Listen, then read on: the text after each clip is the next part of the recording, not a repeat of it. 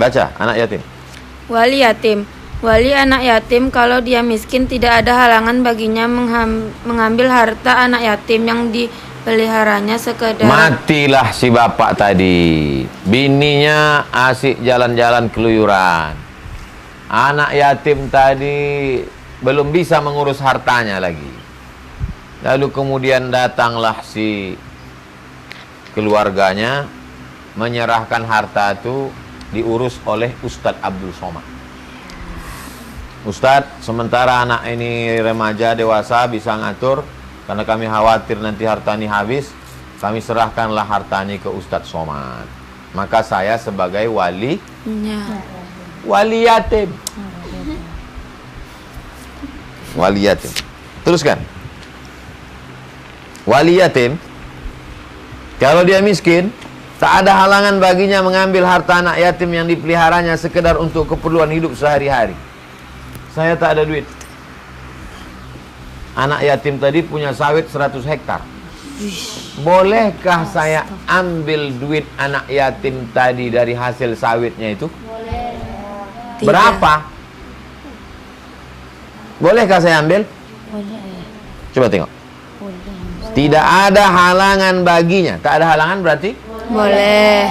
Mengambil harta anak yatim yang dipeliharanya sekedar untuk keperluan hidupnya sehari-hari. Bolehkah saya ambil duit anak yatim tadi? Boleh. Berapa? Sekedar keperluan hidup. Sekedar tuh berapa? Secukupnya. Disitulah berlaku urf. Apa namanya? Uruf. Urf. Arti urf tuh tradisi. Tradisi orang di Pekanbaru, Kabupaten Kampar, kira-kira keperluan pokok berapalah yang cukup? Urf. Kira-kira cocoknya urf. Kalau untuk hidup di Pekanbaru, ya 2 juta cukuplah. Maka boleh saya ambil harta anak yatim dari 2 juta? Tapi kalau di Papua bisa 2 juta? Tidak. Tak bisa, Papua mahal. Di Pulau Natuna saja. Cukup 2 juta, 3 juta, 4 juta? Tak cukup. Mahal. Maka disitulah berlaku urf. Apa namanya? Urf. Apa arti urf? Tradisi, kebiasaan di daerah itu. Hal itu diperbolehkan jika dia terhalang berusaha yang lain karena mengurus harta anak yatim. Selama ini orang kalau udah cerita anak yatim pasti miskin. Padahal cerita dalam Islam ada anak yatim yang Ya. wa man kana ghaniyan, kalau dia kaya, falyasta'fif. Kalau yang ngurus anak yatim itu orang kaya, maka jagalah diri, jangan sampai makan harta anak Yatim. wa man kana faqiran, siapa yang fakir, falyakul, silakanlah makan. Kau ambillah duit anak yatim itu.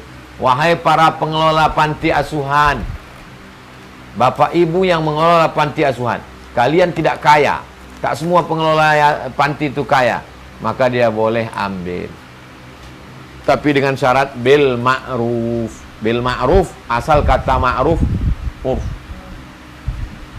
Sabda Nabi, inni fakir, aku fakir. Laisa li syai', aku tak punya apa-apa. Wali yatim, aku punya anak yatim. Datang seorang laki-laki berjumpa kepada Nabi, dia berkata, aku fakir, aku tak punya apa-apa, aku punya yatim. Kata Nabi, kul, makanlah min mali yatimika, makanlah harta anak yatimmu itu, ghairu musrif, tapi tak boleh berlebih-lebihan. Itulah asal usul mengapa disuruh supaya terjaga harta anak yatim tadi. Yang paling bagus supaya terjaga harta anak yatim tadi adalah dinikahi emaknya, emak anak yatim tadi. Maka emaknya terpelihara dan anaknya terpelihara, hartanya pun terpelihara dengan syarat izin istri Paham tentang asal usul poligami? Paham?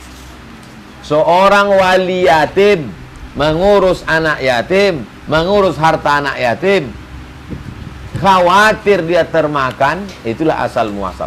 Bukan asal-asal nampak anak gadis orang dinikah, bukan. Itu asal usul kronologis ceritanya. Wa in khiftum alla tuqsitu fil yatama, kalau kamu khawatir tidak adil kepada anak yatim, Asal usul cerita itu adalah terkait dengan anak ya. Gitu aja. Mencampurkan harta wali dan harta anak yatim. Baca. Mencampurkan harta wali dan harta anak yatim. Mencampurkan harta wali dengan harta anak yatim tidak ada halangan, asal dengan niat yang baik. Bukan dimaksudkan untuk merusak harta anak yatim itu, karena yang dilarang ialah merugikan atau merusak harta anak yatim. Dalam soal ini bergantung kepada niat wali ketika hendak bertasarruf atau menjalankan harta anak yatim itu. Kalau saya mengurus harta anak yatim, tak akan saya campurkan, karena khawatir tak bisa dibedakan. Kalau antum? Terserah kalian lah. Mana tahu nanti kalian tamat, sarjana, hafal Quran, diangkat bupati jadi pengurus panti asuhan, mengelola anak yatim. Bisa jadi. Bisa apa tak bisa? Bisa. Wa yas'alunaka 'anil yatama. Mereka bertanya kepadamu tentang anak yatim. Qul islahul lahum khair. Katakanlah ngurus mereka itu adalah patut dan baik, secara baik. Wa in tuqalituhum. Kalau kamu bergaul akrab dengan mereka, fa ikhwanukum, anggaplah mereka saudaramu. Wallahu ya'lamul mufsida minal muslim. Allah yang tahu siapa yang merusak, siapa yang baik. Ayat di atas diturunkan karena turunnya surah An-Nisa. Innal ladzina ya'kuluna amwalal yatama. Orang yang makan harta anak yatim, innama ya'kuluna fi butunihim nara. Orang yang makan harta anak yatim berarti dia makan dalam perutnya api neraka. Lanjutkan, sahabat-sahabat Rasul. Sahabat-sahabat Rasulullah meninggalkan anak yatim ada dalam pemeliharaan mereka karena takut mendengar surat An-Nisa ayat 10 tersebut. Maka untuk menghilangkan kekhawatiran mereka dan anak-anak yatim terpelihara, Allah menurunkan surat Al-Baqarah ayat 220 di atas. Innallazina ya'kuluna amwalal yatama zulman.